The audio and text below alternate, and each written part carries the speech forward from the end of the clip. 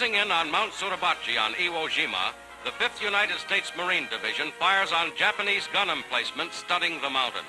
It all started at 8:59 in the morning, 1 minute ahead of schedule. 30,000 Marines waiting ashore on the tiny island of Iwo Jima. The island was considered a strategic target in the Pacific Theater, just 700 miles south of mainland Japan. One of the Marines who hit the beaches that morning was an 18-year-old kid from the streets of L.A.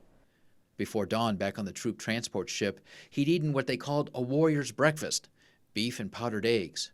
Now as they motored toward the beach, his boat came under fire from Japanese machine guns. And 40 Marines went just like that. So we knew we were in combat before we hit the beach. Tom Williams was on the front lines for 5 days during one of the bloodiest battles of the war. 6,800 Marines were killed and almost 19,000 Japanese. American wounded numbered almost 20,000. Your life wasn't worth much. Also on the beach that morning, Lieutenant Craig Lehman, a young officer from Chicago. For 4 days, he and Williams slogged it out against the Japanese, who were fortified in caves and bunkers on the side of Mount Suribachi, a gigantic rock on the south tip of the island. On February 23rd, that mountain would become permanently etched in American history. It had been rainy and cloudy for 2 days before that, but that day the sun came out, and there was this marvelous sight of the flag, the stars and stripes over this big rock. Lehman lasted 2 weeks before getting shot in the head. Next thing I knew, I was on my hands and knees, and I could see blood dripping on the rocks. Williams was hit by mortar fire on his 5th day. And I can still see that mortar shell going off.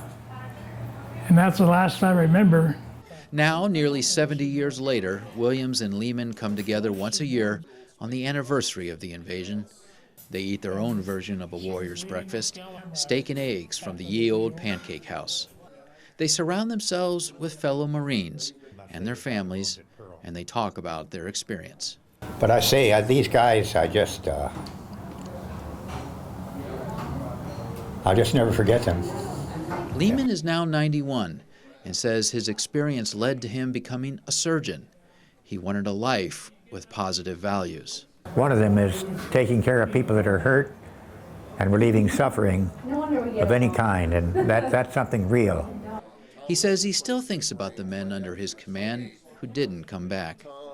Last night, I thought about them for a couple of hours. That's frequent. Williams also thinks a lot about his week on the island. Terrifying. You try and forget, but there are moments when you don't. It was a battle that lasted days, but it changed their lives forever. In Eugene, Bob Schaper, KEZI 9 News.